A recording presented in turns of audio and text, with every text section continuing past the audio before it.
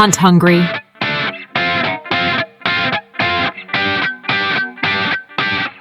All right, guys, got a great podcast today. Talking to Shay Reed. He is a feed tree hunter. He's a feed tree expert, if you will. He's been hunting feed trees for like 15 years. A lot of great information, a lot of good little nuggets. I took notes on this. That's how great I think this podcast was. So give it a listen, give it a like, give it a subscribe. I think you're going to enjoy it. Before we get into it, though, let's pay some bills. Go check out the Patreon. It's linked down below. There's free trial periods for it. We're giving away a Reveal X cell camera before the opener here in Arkansas, which I believe is September 27th. We'll be giving away a Reveal X 3.0 before that. So that's coming up pretty quick. So you need to be a member so that you can get a part of it. We've already had our first member who got a rope, a mock scrape rope. So thank you to him. Go check out the Spotify, give it a 5-star review, follow it so that when new episodes come out, you're seeing that on your Spotify app. So you definitely want to follow us on Spotify as well. Check out the Hunt Hungry podcast on YouTube. So again, at some point, I've got to stop posting these on my Triple R Woods Outdoors channel because I'm posting them every Sunday. And on Sunday, I need to be posting videos about archery stuff. And that's you know, a passion of mine is archery, bow builds, site reviews, stuff like that. So I've got to switch them over to the other YouTube channel, and I can't do that, you know, right now. So I need people to be liking and following the other one so that when it gets enough people, we can kind of switch it over to that, and you won't miss out. Rambo Bikes. If you're looking for an e-bike, use the link below, rambobikes.com/Triple R Woods. Use the code Triple R Woods at checkout. It'll save you 20%, and it helps the channel. And I like Rambo Bikes. I've been using Rambo Bikes for years. They're awesome. So I appreciate Rambo Bikes. I appreciate you guys checking them out and using that discount code. Thank you guys to the active community members on YouTube that leave comments, they like, they share, the Patreon members as well. Appreciate you guys for being active, being involved. Let's get into this podcast with Shay Reed. Man, I'm glad we get back to do this again. Our first podcast was awesome. All the scent control stuff we talked about. I've got messages about that. I think people have been really well received that, like just our methods and stuff. So I think that's I think that helps some people, which is great. Yeah, that is good. Today you're going to help me because this is one of those things that I struggle with. So I've got a pencil to take notes for this because this is something I've often wondered about. I've heard a ton of podcasts talking about hunting tree or hunting feed trees and stuff like that, and I always had questions, but you know, I'm just listening to the podcast, so I can't ask them. So I'm glad we could do this. And I can actually ask you a question about it. So we kind of introed you last time. If you hadn't listened to that podcast, go back and listen to it. It was really good. But you've had a lot of success. You know, whatever that term means to whoever, you know. But you've had success hunting feed trees, right? Like this is something you do. How many years do you think you've been hunting feed trees? Oh, probably 15 or so. Maybe even probably longer than that. I was hunting around acorn trees before the term feed tree. I mean, I'm sure that term was out there a long time ago, but we didn't really call it that. But I mean, I've always most people know acorn trees, you know, you hunt around them, but as far as finding a hot tree, you know, and kind of keying in on that or an isolated tree, probably about 15 years. Yeah. So is this mostly, like, we're thinking Arkansas, but if you were not in Arkansas listening to this, are you mostly in eastern Arkansas, what we would consider the Delta, like swamps, or are you all over? Like what? Well, I do hunt the eastern part. Some of the stuff I hunt, though, is not what you would typically think is probably swamps. I mean, I do hunt that kind of stuff for sure. Big river bottom, open timber type, you know, stuff. And I definitely do hunt that. But then I hunt some upland type stuff too. Not really per se mountainous stuff. Now I plan on changing that a little bit this year. I'm going to try to branch out and hunt some stuff that's more mountainous. But I do hunt some upland type stuff where I key in on white oaks and stuff. So that would probably be something more, you know, that a mountain hunter could key in on. And red oaks, a northern red oak, you know, I hunt those too a lot. Okay. So I hunt Ozark Mountains, I hunt the Delta, and kind of everything in between. So at some point I want to specifically like get into different, like how you would hunt each one, you know, big woods and bottoms. But to back up a little bit, if you're a newbie, like I consider myself a newbie at this concept of feed tree hunting because I've tried it, I wasn't good at it. But if I'm looking at Onyx and I'm looking at, 10, 15, 20,000 acres of WMA public land, and I've heard the guys say, like, we just got to get your boots on the ground and get to walking. Like, Yeah. if I'm scouting on Onyx, that's pretty intimidating to be like, Right. there's 10,000 acres here. Like, I just can't go walking. It'd take years to cover all this. So is there anything like from a Onyx topographic standpoint that you can kind of narrow in on that you look for when you're looking for that hot feed tree that's going to have deer? Yeah, there's a lot of things a person can look for. You can, and honestly, like you were talking about earlier, they said just put feet on the ground, and that's a way to do it. But that's almost, in my opinion, putting the cart before the horse a lot of times, because you'll find stuff that may not be conducive to daylight activity, just by walking. So I like to find the best stuff on the map first, and then I go in there and kind of look for the trees. And, whether that be thick areas, thickets, whatever. I like to find those thickets and stuff that a lot of times you can see those on Onyx and you kind of know what to look for, and then mark those areas. Then go in there and start scouting those transitions and stuff, looking for your hot trees, because then you're already in a good area. We all know deer like to stay around thickets and stuff. So when you find a good tree there, you're probably going to see some deer. And I mean, they can hit those trees out in the middle of those open woods too. It's not always nighttime stuff. Matter of fact, that deer that you posted in the last deal that we had on that picture, I killed that deer in wide open woods on a persimmon tree. Really? Yeah, he came to a persimmon tree in late November of all things. But anyway, that's a whole nother topic. But but you definitely can in Onyx, and so like let's just use the river bottoms for example. There's certain species of trees that grow in different areas of the river bottoms. So like nuttalls, which is a lot of people call red oaks, but they're actually, that's the term, nuttall. They're the ones that have the striped acorns. They're more of I'm going to say they're more of an upland. In the river bottoms are more of upland. So like if you had a slight elevation change of a ridge or something, which is not very much typically in the bottoms, that's typically where your nuttalls are going to grow. So you can kind of look at those and say, well, these ridges are going to be where the nuttalls are at. So, and then like your overcups, a lot, they're more of a lowland type tree. So if you were to go through the river bottoms, and once you start scouting it, you'll see that too. But like if you're in the areas that typically hold water in the bottoms, those are where your overcups are going to be a lot of the time.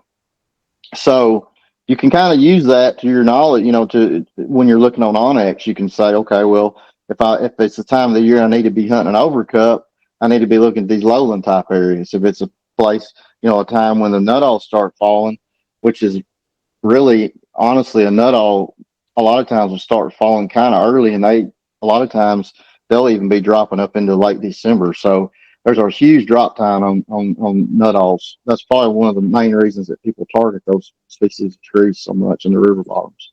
Okay, so let me break this down a little bit to understand it. So like when I get on Onyx, I'm looking at public land, I can find a specific like terrain feature or a bedding area and be like, that's the general area. I'm going to go dive into that and look. So I've got a spot in mind that I've hunted. I actually got a buck on the camera there today. It's bedding, thick, swamp, nasty, snaky, mosquito infested. Like no one wants to go there. But there's trees and oaks between the bed and like the fields. I don't know if they're necessarily going to the fields right now. I would think late season maybe they would be, but there's just so much greenery right now. I don't know that they are. But are you saying like look for those active oaks or feed trees or close to the bedding? Is that how you would approach that? Always. Yes, always. And when we say bedding, I use that term kind of loosely because, I mean, let's be honest, they can bed anywhere in those river bottoms, but it's more security cover bedding. Yes. I mean, that's the thicket areas, the thicker areas is where you want to kind of concentrate on. And, so the way I look at it is, my time's limited like everybody else's. Why not find the very best spots to go scout, before you ever step foot in the woods? Because, I mean, if you just pull up to it, like you're saying, a big, huge WMA or National Wildlife Refuge, and you got thousands and thousands of acres, I mean, you could walk all day long and not find what you want. So go ahead and find those good areas first. Creek beds are really good to kind of start out on. You can hit one of the creek beds and walk, and a lot of times you'll find good sign along those. But typically your areas that are thicker are going to be better. But like I said, that's not always the case. And honestly, if you'd have told me that here a few years ago, I probably would have called you a liar. But I've seen it firsthand. These deer a lot of times are hitting these trees in the wide open woods, and I think personally they're doing that for a visual advantage, kind of probably like they do in the mountains more than a wind. They can lay out there in them open woods and they can see you coming from a long ways away. And a lot of times it's just impossible almost to get in there and get one killed. I mean, you just have to change up your access and eventually you get lucky and, you cross paths with one. Yeah. I listen to podcasts when they talk about, find the buck bed. And I think about my Ozark Mountain hunting. Like I run a ton of cameras and I'll have deer nearly probably 2 nights a week on a cell camera, just lay down at a random spot in front of a random camera. And then you'll see their head just kind of bobbing, like going to sleep. And they'll never come back to that spot. It was just a random one-time coming through thing. I do think in the bottoms and the river bottoms and the swamps and flatlands, for me anyway, I think it's easier to kind of be like, that's probably where they're staying, or at least they feel comfortable. Whether they're bedding there or not, I don't know. The big woods to me are a whole nother game. It's a tougher one for me. So do you find like I've heard this on podcasts too, certain acorns fall first, second, third, kind of in a pattern, like red oaks and then white oaks and then whatever the next one is. What have you noticed on that? So in the river bottoms, we'll just keep using that as an example, but the river bottoms, the overcups are going to be some of the first acorns to fall. They're actually called, a lot of people call them pin oaks, but they're actually, I think, a water oak, but it's a small acorn, a little bitty acorn that's not very big. Everybody's seen them. They're probably the size of your pinky fingernail. Those fall early. Deer will hit them early.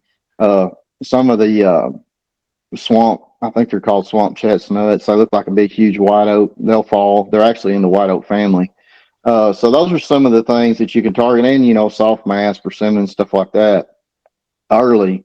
And then, say probably where I hunt as far as white oaks and stuff, typically usually around that muzzleloader hunt, or, they'll start falling pretty decent. You can find some white oaks that they're hitting. And, but, just perfect examples. That was last year. I shot that little 8-point. I killed him over a couple of hot white oaks. And, they were in an area that I knew that if they started dropping and a deer was going to hit them, it was going to be good. There's like 3 big, huge white oaks. It's on the edge of a swamp with a bunch of river cane, and it's just a perfect. They can feed in there and be secure. So I went in there mid-October and didn't see any sign at all. And I said, well, the trees. I didn't bring my binoculars. I said they must not have made. And then the first week of November, I was like, well, I'm gonna go back in there and check them again. And I went back in there, and they were steer sign all under them. Like I said, I ended up making 3 hunts. Shot a little buck. I probably could have shot a bigger one if I'd have just held out, but yeah, that's kind of the way that works. And then in the same way in the river bottoms, the nut-alls, the striped acorns, they start falling typically in October. And like I said, those trees, you can hunt those things all the way from October into even January sometimes, honestly. I've found trees in January, nut-alls that are dropping still. Same way with the northern red oak and the more upland stuff I hunt. That's kind of your late season acorn, Once the white oaks play out, the northern red oaks they'll start hitting those. So really, you can hunt a feed tree per se pretty much the whole season, honestly. Really? Yeah, you can if you just kind of know what species to kind of key in on. Yeah. So if you were like, I don't consider myself a good woodsman. I don't even consider myself a great hunter. Like I'm pretty good at shooting a bow, but like when it comes to like identifying trees, I'm not great at that. I'm like, that's an oak, and I don't know what other thing. Yeah, I don't know what. So like, is you like for a new guy starting out, as far as trying to say this is a red oak, it's going to drop first. I need to remember that, or whatever. It's going to drop, second. A pin oak may drop first. So like, I'm scouting in August or September, and I see this oak tree. Like, would you get is there an app that you would recommend that you could kind of scan the leaf or something or the bark? I'm sure there is an app now, but honestly, I'm old school and but I am sure there is an app for it now, but there is a very good book that's it doesn't cost much of anything. I think basically you pay for postage from the Forestry Service, Arkansas Forestry Service, and they've got a little tree identification book, and it's got all the oaks and stuff. And then I've got another one that I bought here a couple of years ago, and it's made by the Audubon Society, I think. But the only thing about it is it's got trees from all the way across the United States. You know, that one from Arkansas would be the one to probably get. We good. actually posted a link on that here a few years ago on the page. But yeah, you could probably look it up. I'm sure it'd be easy to find. But yeah, it's through the Forestry Service. I'm just thinking like the quickest, easiest. Like I think you can actually take a picture with Google and it'll tell you like plants. I don't know if it'll do trees, but like a plant, I think it'll tell you. I don't know how accurate it is, but just something to make sure like I don't screw this up. That way I can kind of make a mental note of it. Like, you know, that tree should be dropping soon type of deal. Right. Well, that's the thing, you know, some people get caught up in the species of the tree, which that is good to know because you know, they drop at different times and then you can replicate that. But, you know, the bottom line is that the deer sign's there, you need to hunt it. So, but yes, you could probably get that book and look at a lot of them up. So are you going through and like just dropping pins on OnX? Like, are you just kind of making mental notes of it? Like when you're scouting? As far as my just trees that I find? Yeah. So, okay, I do that two different ways. So going back to that hunt I told you about here a little bit ago, I killed that little 8-point on those white oaks. So those oaks, I've known about those particular oaks for a long time, and they're always going to be a point of interest to me because of where they're located. They're not just some random white oak out in the middle of a bunch of open timber. They're right on the edge of a swamp. There's, you know, like you said, the bedding, security cover. There's cane right there, and I know that if they drop, they are going to have deer sign on them. I mean, deer are going to hit them. So I guess, you know, to answer your question, so certain areas are going to be more on my radar. But, you know, if I'm doing some scouting, you know, before season or whatever, or even during season for that matter, and I find some good trees, yes, absolutely, I'll mark them. I'll tell you something else that I just thought about here, that a lot of times, and I've had this happen before, you'll find a tree, say you go out and you're squirrel hunting and scouting right before regular bow season, and you find a tree that's dropping. Say squirrels, and that happens a lot. Squirrels will knock acorns out and cut acorns, and then the deer will start coming in there and feeding. Mm-hmm. So you find some sign and you mark it on your phone. And then say bow season opens two weeks later, you go back in there. Well, that tree's not, you know, they're not hitting it anymore. A lot of times you can literally walk a few hundred yards, sometimes 100 yards or less, and you will find another tree that they're hitting. Because what happens, I think, that I'm not a biologist, but what I think that has to do with the soil, and there's like bands of trees, and they'll, you know, produce, and certain ones drop at certain time. You know, at certain, maybe some of them are in certain elevations, in the same elevation, and that's in the river bottoms too. So that's something to kind of keep in mind. If you find a good tree and mark it, and then you go back in there and it's played out, you know, you still need to look around because there's probably one pretty close that they're hitting.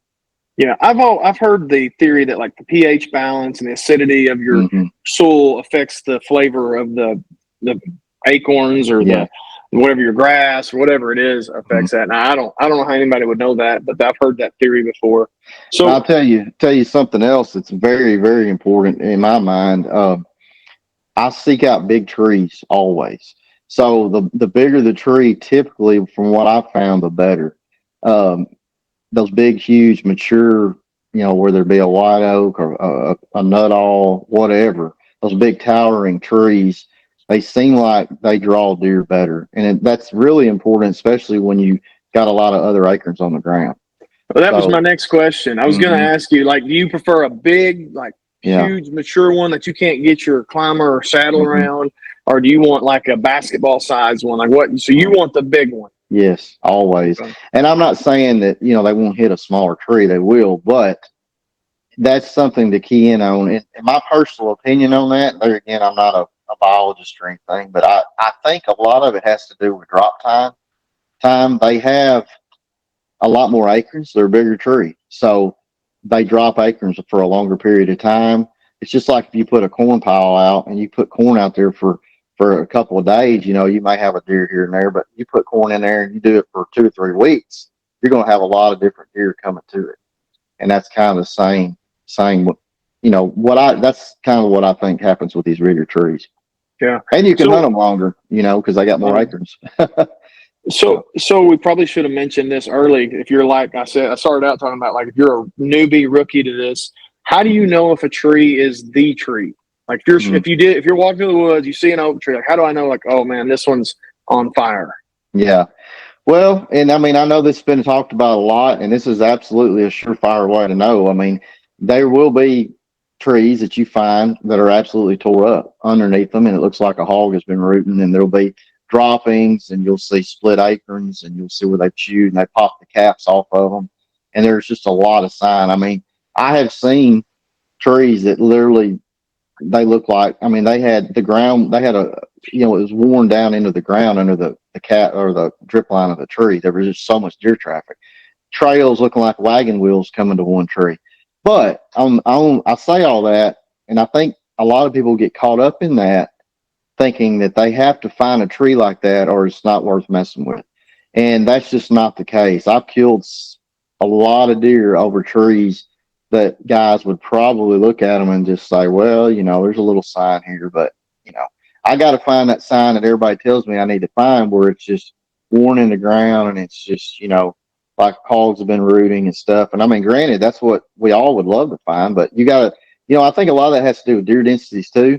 A lot of times people, they hunt areas that might not have as many deer, but they still eat acorns, so, don't get caught up in that. I mean, that is a great way. I mean, of course, if you find that, hunt it. I mean, that's kind of a no-brainer, but don't discount something that whether you can tell the deer are feeding in there, don't discount that just because it's not worn down in the ground and rooted up, and especially if it's on the edge of some thick cover.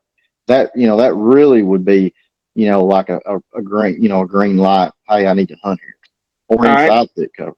So let me give you a scenario and see what you do here. You find a nice big oak, dropping acorns next to cover, but it's not tore up on the bottom. Or you find one that's more tore up, rutted up, but it's not close to the cover. Which one are you going to hunt? I'm probably going to hunt closer to the cover.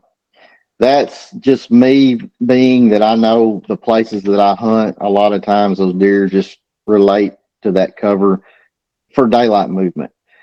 Like I said, it's not always the case. I mean, I killed that deer here 2 years ago. It was a 5.5-year-old deer, and I mean, I killed him in the wide open woods. But for me personally, if I find cover with a tree that I know the deer have been hitting, that's probably where I'm going to hunt, because they could be hitting that other tree at night. And there's a good possibility of it. You never really know until you run a camera or you just hunt it. Yeah, that's what I was thinking. Like in my mind, I'm thinking the one next to the cover, while it may not have the sign, if they're going to hit it, that's probably the one they're hitting in the daytime. And then by the time they get to that other one, it's maybe dark, right? Would that be how you would think about that? Absolutely. Yeah. Right. Yeah. That's for sure the way I look at it. Okay. I've ran cameras I tried this for a year and I wasn't good at it, and I've come across a tree that leaves are disturbed. I didn't necessarily look for like any scat or whatever droppings, and that's what I should have done. That's the thing I didn't do. But I found disturbed trees, so I put cameras on them, and it was like coons, armadillos, possums, maybe a doe or something. But so do you even run cameras on trees like that, or do they change so fast that it's not worth? No, I do. I do run cameras on them, and that actually brings up a point that I was going to mention. It was one of the things that I wrote in my notes that I don't really think I've never heard of anybody ever talk about this. So cell cameras, and I'll just say this, cameras, in my opinion, a lot of times can hurt you more than they can help you. They cause you to not hunt areas because you're not getting pictures, and we all know that they can walk around a camera pretty easily. But I will say this, if you're with cell cameras, if you're running them on a hot tree, and matter of fact, that deer I killed, that big one I killed a couple of years ago, I didn't have his picture, but I had another buck in there. So a lot of times what happens is if you get a picture of a buck in about a 10 to 12 hour period, he'll come back. So if you get a picture, and I mean, that could be, 1 o'clock in the morning, you probably need to be in there around noon, and a lot of times it's not always exactly 12 hours. I mean, it could be 10 hours, but there's a window there. And it happens a lot more than what I think a lot of people realize. And the only reason I know that is just by running cell cameras. And so, I mean, that is one good thing that I've seen. And it makes sense if you think about it, in these big wood situations, especially, in the river bottoms. I'm sure it's the same way up there in the national forest. These deer travel, man. They make big loops a lot of times. And, they come across a tree that's got some acorns and they come in there and it's 10 or 11 o'clock at night and they eat. Well, they go over and bed up and lay down. Well, they get back up. Guess what? They're going to go back to that tree. That's why you jump them a lot of times when you try to hunt them in the mornings. That's another thing. They're about impossible to really hunt in the mornings. So feed trees afternoon only for you? Most, yes, but I'll say this. Yes, if it's a singular type tree situation. And that's another thing that I wanted to talk about that I think that people get caught up in. It's been beat into their brain because we've had all these podcasts on finding that hot tree. A lot of times it can be a bunch of trees, but they're still dropping acorns, and that's a feeding area. You kind of look at it like it's almost like a food plot situation, or say a bean field or whatever. Then that's when I start kind of wanting to back off and look for terrain features that might funnel them in there. But now in that situation, let's just say you got a big oak flat, and you go in there and scout, and say it's November, and there's a lot of sign in there. There's feed sign, there's rubs, there's some scrapes. There's definitely deer sign in there. Well, if you wanted to try to hunt that in the morning, you would want to try to back off and find, say, maybe there's a funnel leading to it, some kind of travel corridor or whatever, and you could set up. But as far as you finding a couple of trees that have a ton of deer sign under them, and you walking in there in the morning before daylight, 9 times out of 10 you're going to run them off because they bed. They like to bed under them trees. They'll literally bed right there under them. So it's evenings usually on a singular type situation, a singular tree. Okay, that's how would you approach a tree or a group of trees? Like if you're going to hunt it, are you getting? I know me and you Scentlok guys, we're not necessarily worried about the wind too much, but are you like on the downwind side of it, 40 yards away? Yeah. How do you are the trail leading to it? How do you approach that? So in the river bottoms, I typically try to get let's just say it's a fairly open situation, which it is a lot of times in the river bottoms, even if you do have some thicker areas, some buckbrush, whatever it may be. Yes, I like to set up on the downwind side of the tree and it's not just the bucks, the does, any of these deer on public land, they've been hunted. They're not stupid or they'd be dead. They're going to swing in downwind. That is a given.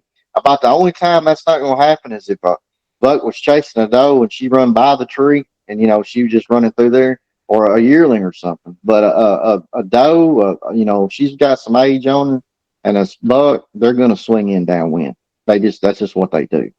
And so, you need to it can be hard at times. I mean, because now if you got a physical barrier behind you, like a creek or say a slough or something, you can kind of use that to your advantage because they're not going, they can't walk in water or walk on water.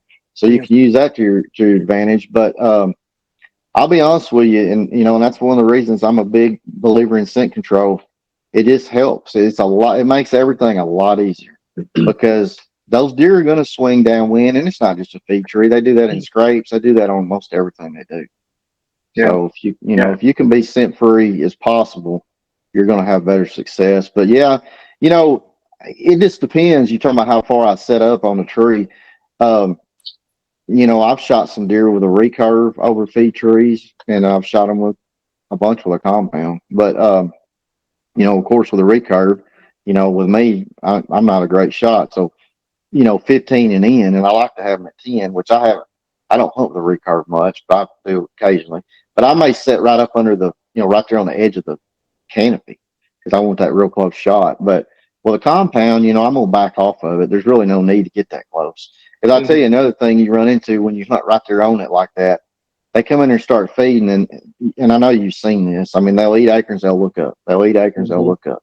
And you're just asking to get picked. I mean, because you're right there on top of them. So, most people, if they practice any at all with a compound, they can shoot 30 yards pretty good. So, back off a little bit off of it. Yeah. So different topic on feed trees, but it's something I've got all these questions coming in and out of my head, and I'm trying to hang on to them so I can remember to ask. No, I go right ahead. So how long do you consider a feed tree like hot and like I need to hunt it? Like at what point do you go, all right, time to move on, find another one?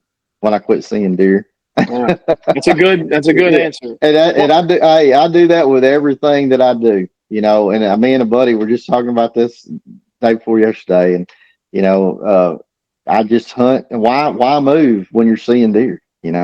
If you're fishing and you were catching crappie out of a brush top, would you quit? I mean, you wouldn't quit until they quit biting. That's a good answer. I can't argue with that answer. So, Yeah. do you think does it vary, or is it like normally a couple weeks, or bigger trees last longer, so it's 3 or 4 weeks?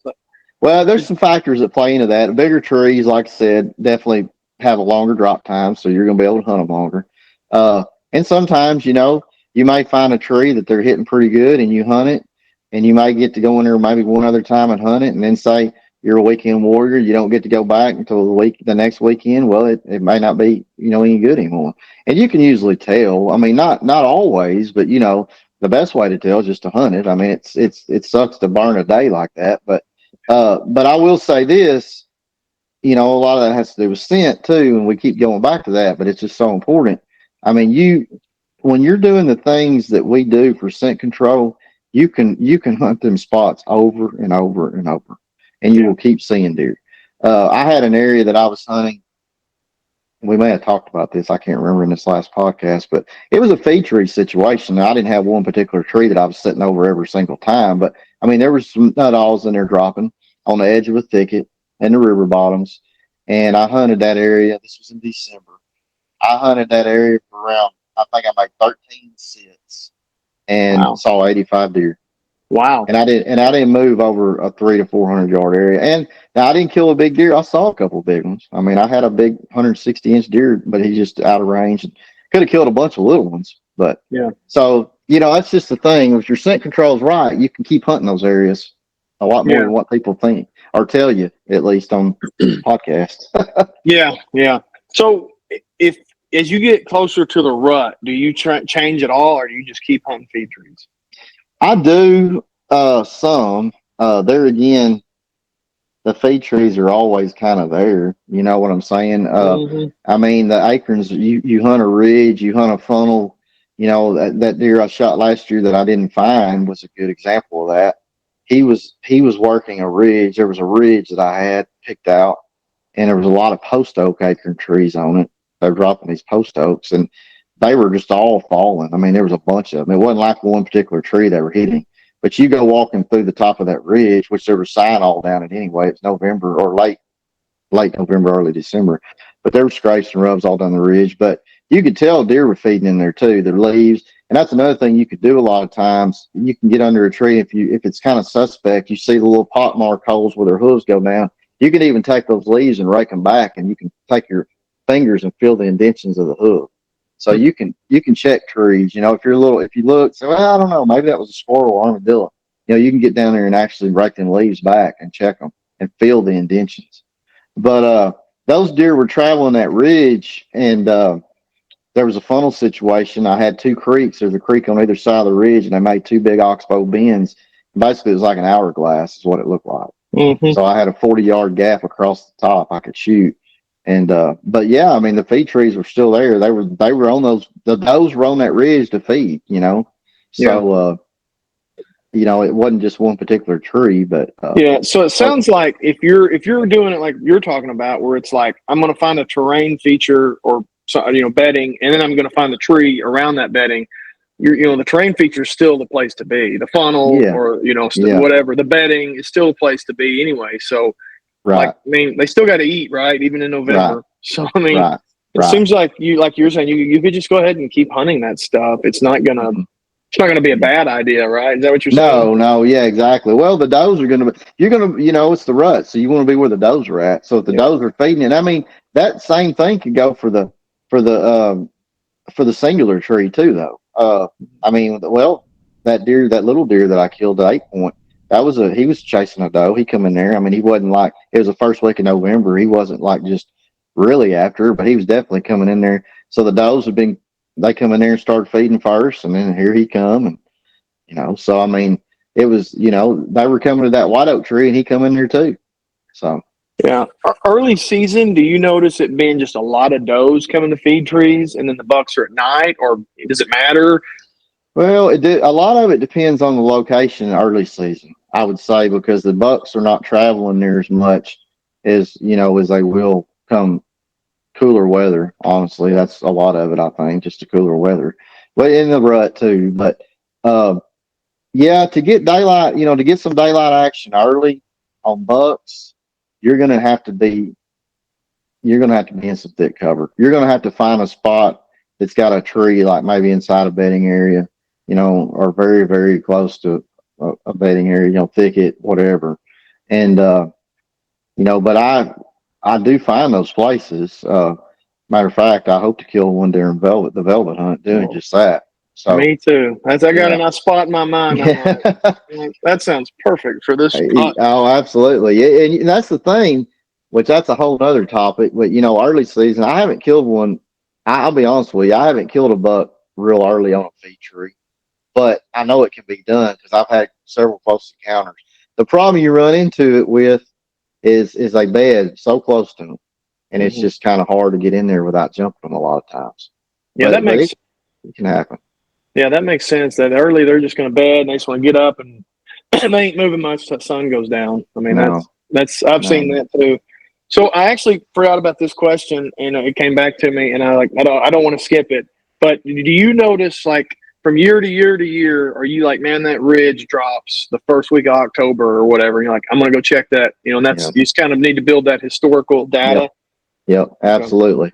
That's what I was saying. Those areas you keep those, in your logbook or whatever you do, keep them on your phone or whatever. And it's just the same way with the singular trees too. If you got two or three over there in a thicket, you just know that they may drop second, third week of October. You need to go in there and check them. gotcha. And then, and that's the thing. You can run in there and check them real quick, and you'll know real quick whether you want to hunt them or not. Yeah. There'll either be some rubs around them, there'll be some scrapes, or there'll be, like I said, feed sign, whatever. You pretty well know whether you want to hunt them. It's just like those two trees that I told you about here just a minute ago. I went in there probably the first, or no, it was probably the second week of October, and I immediately went in there and didn't see no sign. I turned around and walked out, and then I ended up going back in November and hunted them and killed them. So you just So have to check. yeah. So here's another question: persimmons versus acorns. Is there a time when Mm-hmm. your persimmons start dropping? You're like, I got to go to the persimmons. Forget the Yeah. acorns for a while. How do you Well, play that? Well, early season is typically when you're going to want to hunt your persimmon trees, because they're a mass tree, a soft mass that fall early, and that's something that I'm keying in on early, and but it's not always the case. I mean, like I said, that deer that I killed a couple of years ago was on a persimmon tree, and I think if I remember correctly, it was 2 days after Thanksgiving. So that particular tree, there are some trees in the river bottoms that, and once you see them, you'll know the difference. So you got I'm pretty sure it's two species of persimmon. So you'll find a lot of these. Most people think of persimmon trees. It's the ones you see on the fence row, see them on the edge of a grass field. They're not a very big tree and they're kind of short, and or they may be in a swampy area on the edge of a swamp, whatever. And those are the ones that typically drop early. But there are some trees in the river bottoms that are big, towering, straight persimmon trees, and they have that jet black bark. And those trees, a lot of times, will hold their persimmons for a longer period of time before they drop. And those are good to hunt, real good to Yeah. hunt. I mean, Yeah. I hadn't been able to find any like in the Delta. Of course, I don't walk through the woods looking up trees. I'm mostly looking for snakes and swatting yeah, mosquitoes. So, but right, I've got some in the Ozark Mountains, and it's on a ridge top. Like you would think deer would just hammer them, and they will eat them. But it seems like the coons and squirrels, yeah, they get to them before the deer do, and they'll fight for them. I guess like the deer yeah, won't mess with them. Like I'll go eat something else. It ain't worth fighting you. right, And I don't know what the reason is, but the deer seem to eat them, but not like I would have thought they would just be hammering them. right. But I Well, and hadn't I've found them kind in of the seen the Delta. same. Yeah, I've kind of seen the same thing, honestly. But there again, I have killed some deer on persimmons, so I'm not going to write them off. But acorns are probably I mean, I definitely had more success hunting acorns, but there again, persimmon trees are something that I definitely wouldn't just walk past and not give them, a second thought. But Yeah. but I have seen that too. I think it is like you're saying, and coyotes are real bad about eating persimmons too. I didn't know You have that. a lot of oh yeah. You run a camera on a persimmon tree and you'll see that real quick. And I think honestly that might have some of the which I say that I get that one tree that I killed that deer on a couple of years ago. I have big deer on it every year, just about if it mates. But didn't make last year. But you think about that, the coyotes are coming in there on a regular basis. So I mean, that could have something to do with it too. Yeah, deer probably ain't gonna stick around if the coyotes are coming in there regularly. Yeah, right. So here's another scenario. You've got a feed tree, it's hot, or an area, you got some feed trees that you want to hunt. Storm comes through and windy. Are the acorns going to fall? Is that going to mess you up? Do you still hunt that, or do you? No, I'd hunt it. Yeah, if anything, it might help you. Yeah, if anything, it might help you because there'd be more acorns on the ground. I wouldn't pay much attention to that, honestly. Okay. There are certain times that after a rain, some of those soft mass trees are better to hunt because I think they're just more palatable to the deer, Yeah. But I've noticed that, and then running cameras on them too, you'll see bucks show up. Sometimes you might not get any daylight, and then it rains and they'll daylight, and it could be just because of the cooler weather too. I don't know, but yeah, like happens. There was a theory last year that I heard that I didn't just kind of stuck with me that right around the beginning of deer season, that hurricane came up the Mississippi River and in storms, winds, all that stuff. And I heard some people say, well, the deer are scattered because that hurricane just knocked all the acorns out of the trees. Don't know if there's any validity to that. I didn't start that rumor, so don't hang me if that's the dumbest thing ever. But I just heard that and I was like, well, that kind of makes sense. But I didn't know, it may not have anything to do with it. But I just thought, how would that affect if you're hunting the feed trees that are dropping and now all these trees in the woods just started dropping? Well, maybe and I think that happens. Yeah, and I think that happens with a lot of people. Not so much just the storms, but and I hear this I hear this a lot from guys. They're over in the Ozarks or even in the river bottoms, and there's acorns everywhere. Well, that's when you kind of need to start looking at places that's going to be different from everything else.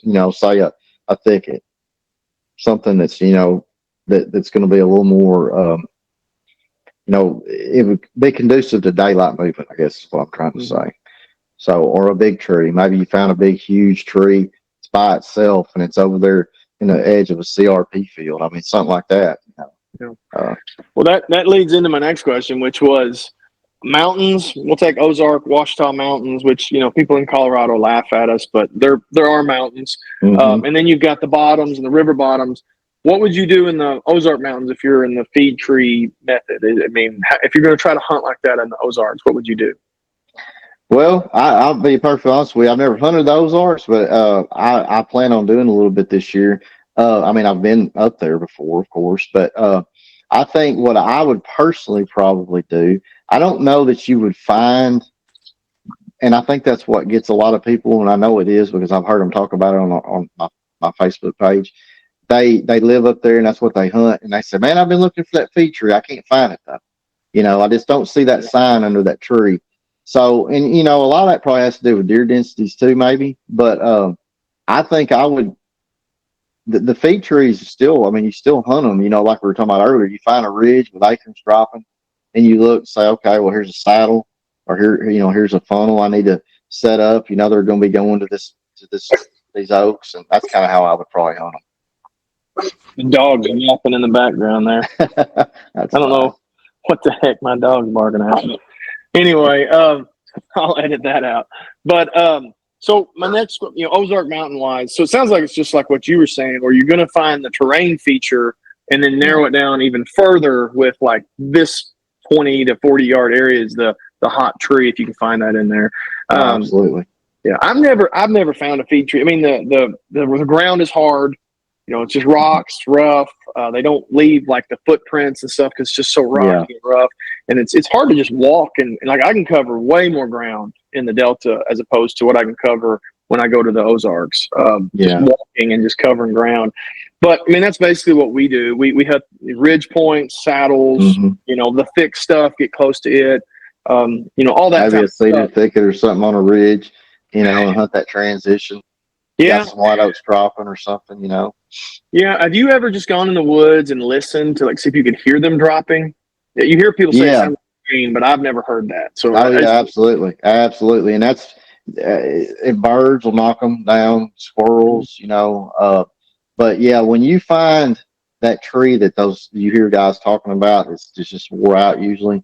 Mhm. Uh, a lot of times when you walk up to it and you're standing there, they're dropping. I mean, they're dropping. It's like rain. I mean, uh, and yeah, I mean that's like, oh yeah, I need to get set up. And I need yeah, to get in a tree as quickly as possible because they fix to come in here, and I've had it happen. I mean, I've walked in there with my stand on my back and find a tree like that, and there's sign everywhere, and there's droppings everywhere, and there's crushed acorns, split acorns, and you can tell they've been eating them, and you're sitting there as you're standing there looking at that sign, you're hearing them, they're just dropping flop, flop, flop, flop. And you yeah. literally get your climber on a tree and get up it, and you ain't even got your bow pulled up, and here they come in there. Have you ever tried this method of bringing some acorns in with you and throwing them out of the tree a little bit at a time? I've just I heard this, haven't. Yeah, but no, I've seen it. I've seen it, and I've seen it on two different podcasts. yeah, And I'm not saying it doesn't work. I mean, I'm sure it does. I mean, I think Jonathan Moore talked about it. He does it with yeah, persimmons and stuff. I think. I mean, he yeah, films everything. So, I mean, yeah. I'm sure it works. I haven't done it personally, but Yeah, yeah. He's killed a uh, deer or two in his life, yeah, hasn't he's killed one or two. Right. he? Yeah.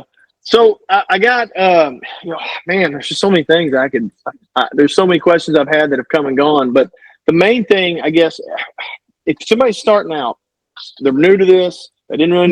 know much about it. Hopefully, this podcast has educated them. What's the best tip you could give them?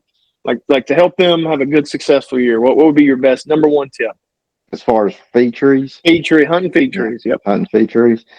So I would back to what we talked about at the very beginning of the podcast. I would do my map scouting first, or if I had a lot of knowledge of the area that I was hunting. Say I'd been hunting it for several years, and I knew where my thickets were, I knew where my swamps were at, I knew where my bedding areas and my ridges are at. I would go ahead and have either marked on Onyx or and I'd go in there and that's where I would start instead of just pulling up to an area and just saying, okay, I'm going to grab my stuff and I'm going to start walking. You may walk all day and not find nothing, and if you do find something, it might not even be worth hunting, because honestly, just because it's got a lot of sign on it doesn't necessarily mean that it's, a daylight sign. So Yeah. just really the only way to tell them that, is just to hunt and see. Yeah, I think the biggest takeaway is that 12-hour little Yes. tidbit you left about if they're there Yes. 12 hours later, they're probably going to be Yes, back. That's that is a very I've seen that play out, and I've killed that deer I killed. I did. That's what I was going to tell you. I don't know if I said that or not, but so that I had another good buck show up that morning, uh, and then I was like, man, I've got to get in there, and I ended up going in there getting set up. I had a canoe in there in that area I was hunting, and got in there and got set up by noon, and I shot that deer like at 4 in the afternoon, and it was literally 10 to 11 hours later. And I've had that happen before, and I've seen it play out on a camera a lot. hmm. So it's Yeah, definitely worth keeping. a lot of people taking off work now. Yeah. You Well, know what? everybody's got cell cameras. Yeah, exactly. Yeah, they'll be like, you know Yeah. what? I'm gonna take off tomorrow. Man, that's Yeah. some good stuff. I learned a lot. I don't know. I mean, just information. Like I said, just not the intimidation factor of yeah, just go find trees. Like you still find those terrain features and then narrow it Yeah. down more specifically to that tree. I mean, I've got places in my head that I'm like, all right, when I go in there, Yeah. I need to go put some boots in the ground in that area, not 10,000 acres. Do Exactly. do you do a lot of your scouting after the morning hunts, like a weekend warrior Saturday morning Hmm. hunt? Do you then go scout? Is that kind of how you Oh plan yeah. that? Yeah. I've done that for a long time. That's typically my uh pattern, I guess, or whatever. I'm trying to think of the word. So Yeah, I'll make a morning hunt, and then if I don't see anything, I get down say 10 o'clock or whatever, and I'm scouting, and I'm trying to find something to maybe hunt that afternoon. But and that's a very good way to hunt. I've killed a lot of deer doing that.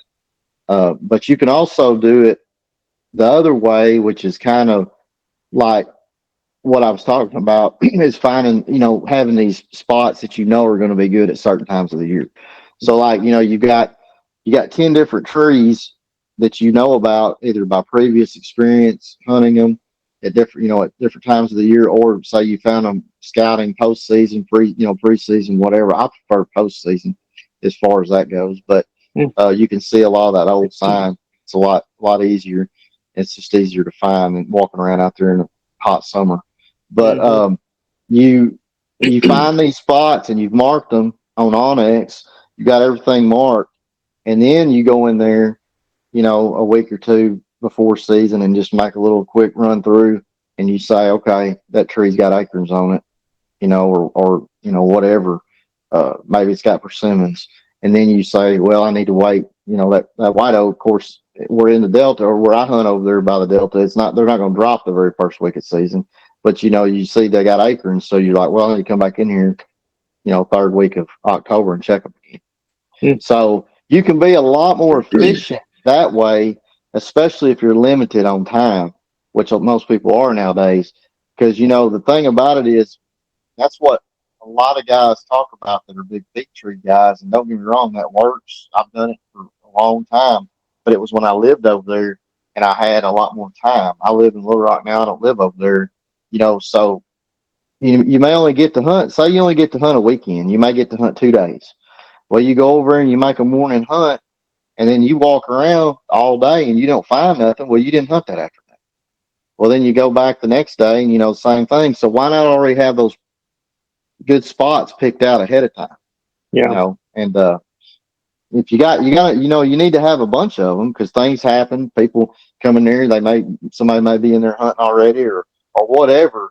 But, after between your postseason scouting and your just knowledge of the area, you should have quite a few places. You really, after you do it a couple of years in an area, you really don't even, need to scout to find new trees per se. You just go in there to kind of check them, Yeah, I definitely this year got to make a conscious effort to do that, to at least start building a history of, like, I remember in 2025, that tree over there on these area, making some mental notes of that. How often are you checking trees? Like every week, every 2 weeks? Like how often are you going out and doing that?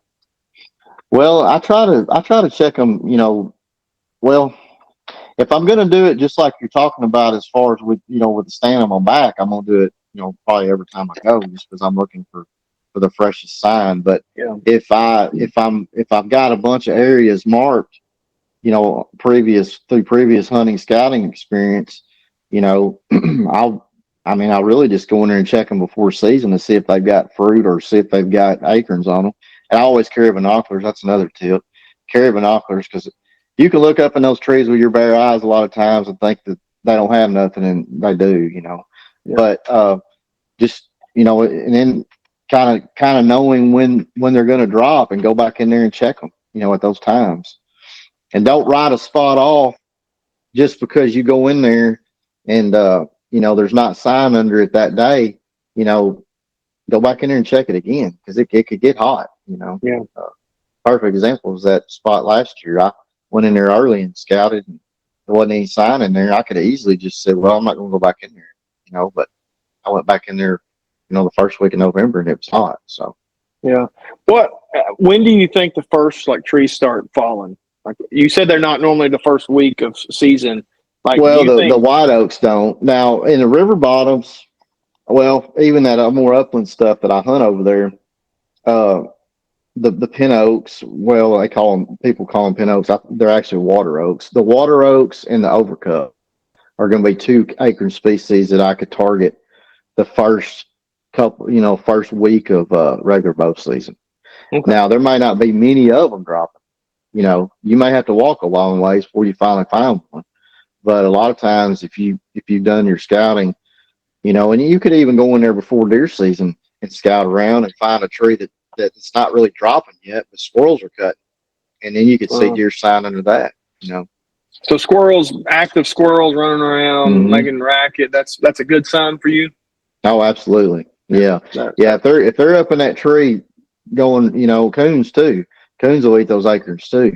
If you're setting up and there's coons coming in there to that tree, you just know as soon as it gets darker, it's supposed to be some deer. Gotcha. Most likely come to it, you know. Yeah, that makes sense. Yeah, That they makes like to eat them too. So, Yeah. but yeah, squirrels is a really good indicator. And you know, like I said, they just up there moving around. They knock acorns out. So, Yeah. you know, deer come in there and feed on 'em. Gotcha. Well, Shay, man, I appreciate you getting on talking about this. This has been great for me, and I hope anybody else watching is getting a ton out of it because it has definitely been educational for me. So I'm going to be more like purposeful about looking for these this fall, and I hope to hunt over some, and hopefully have good feedback about it. We can get back on here and be like, look at this deer I killed on this feed tree, and it worked, and you know this is what I did. So if you kill a big one, you kill a big one this fall. Let's get back on here and talk about it, and tell me how you did it. I want to hear your story. You know, absolutely. I may have to live vicariously through you. That may be the only way I get to do it this year. So nah, you'll do it. Like I said, you start finding them trees, and you know, just kill some does over them. Yeah. That'll build your confidence. Once you shoot a couple of does over them, and I'll be honest with you, it's real easy to shoot does. I mean, you can find them pretty easily to kill does. I mean, that's one of the best ways to just kill deer, honestly. You know, I mean, you just find where they're feeding, and you're going to kill one. I mean, it's just, you know. Well, I like the sound of that. That sounds like a plan, man. Yep. All right, man. Well, I appreciate you jumping on here. It's been a good one. I hope it's as good as the first one. The first one was a popular one, man. So this one was a good time. A lot of education dropped. So appreciate it, man. And we'll try to do it again sometime. Okay, sounds good.